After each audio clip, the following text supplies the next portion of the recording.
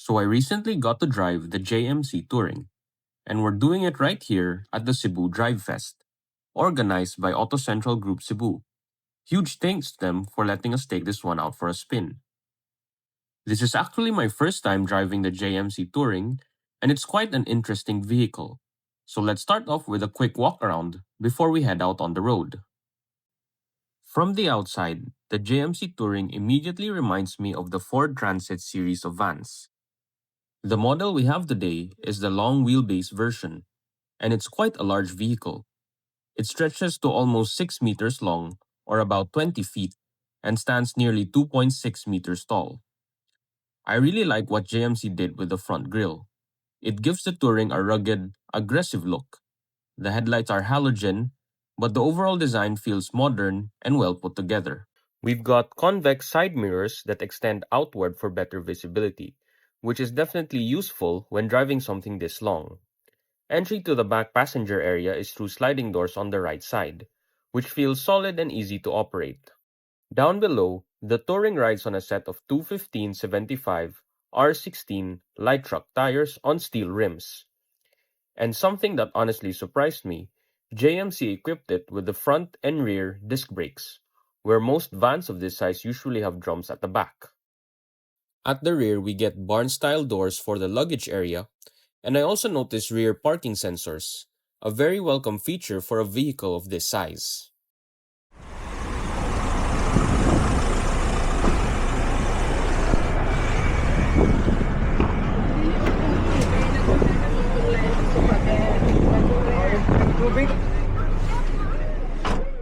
Inside, the Touring's design is clean and functional.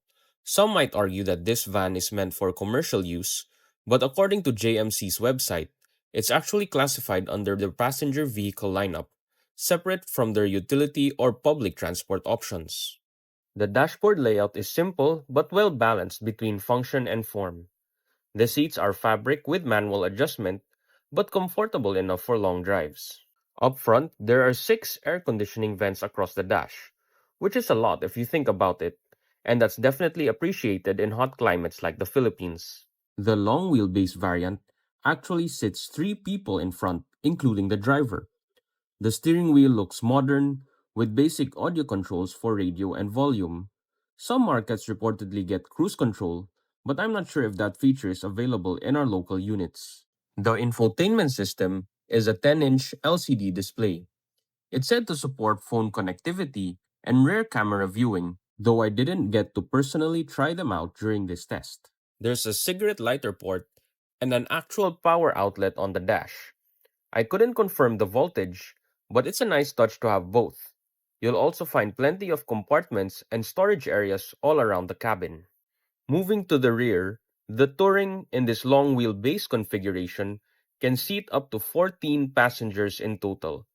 I was actually able to stand up straight inside, which gives you an idea of how tall and spacious this van is. The rear AC worked decently too. Considering the vehicle had been parked under the sun right before the test drive, it cooled down faster than I expected. I've been watching a lot of van life and camper van videos lately, and I can really see the potential in something like the Touring. With its space and layout, this could easily be converted into a comfortable camper or a mobile work van. Maybe someday I'll get one and make it my own little adventure rig. It had been a while since I last drove a manual transmission, so I'll admit I was a bit hesitant at first, but once I got going, it actually felt quite natural. The JMC Touring is powered by Ford's Puma platform 2-liter turbo diesel engine, producing 107 horsepower and 355 newton meters of torque. It's paired with a 6-speed Magna manual transmission. I was surprised by how forgiving the clutch was. The bite point was very easy to find, and it didn't feel tiring to use, which is something you really appreciate when driving a large manual vehicle like this. Steering feel was another pleasant surprise. It's light, especially for a van of this size. Honestly, my family's Toyota Fortuner has a heavier steering feel than the Touring, and that's a mid-size SUV.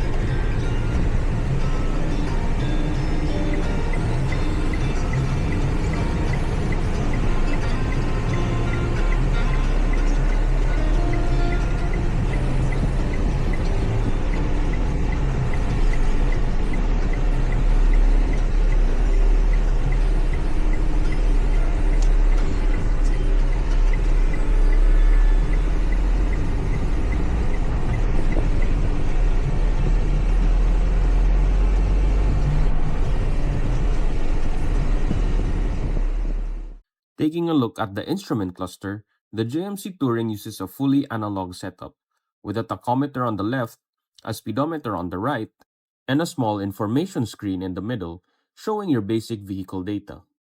However, I did notice something quite concerning during this test drive. The speedometer wasn't working on this particular unit. For a test vehicle that's supposed to represent the brand and give potential buyers their first impression, that really shouldn't be the case. A functioning instrument cluster is one of the most basic things you'd expect to work properly. Of course, for those looking at the Touring mainly for commercial use, that might not be a big deal. But for anyone planning to use it as a passenger van or even as a future camper conversion, it's definitely something worth pointing out.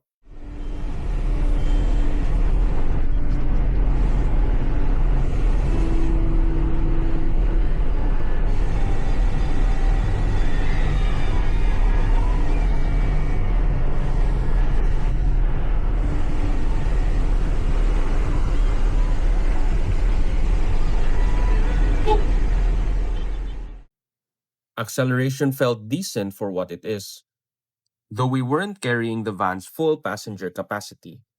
Noise and vibration levels were also quite good. Cabin NVH was controlled, and engine sound was muted, even in the footage. The Touring also has a traditional handbrake, placed in a convenient position beside the driver, which came in handy when I had to stop on an incline. Para siyang soldier. Mga na no? Sila nga naalayo po sila mga kabarangay sa inaakot ninyo.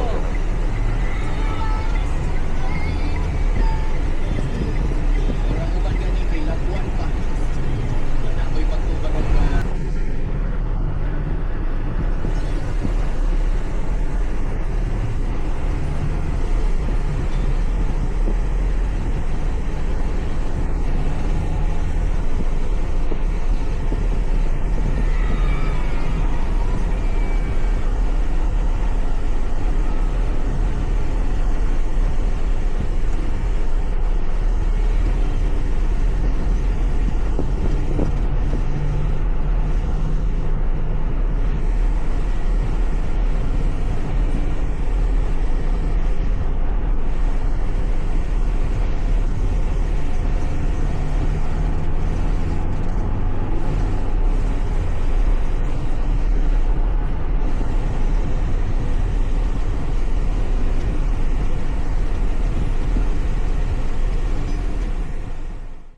Overall, it drives smoother than I expected.